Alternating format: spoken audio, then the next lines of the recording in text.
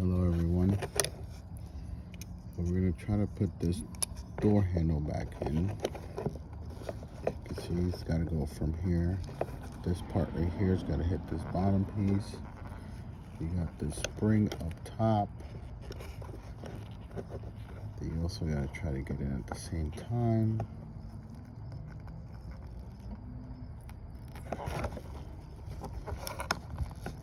It's kind of rough doing it. Put the pin back in. Find that hole.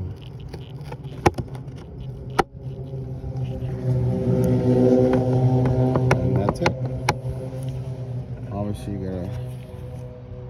gotta tap this in a little more.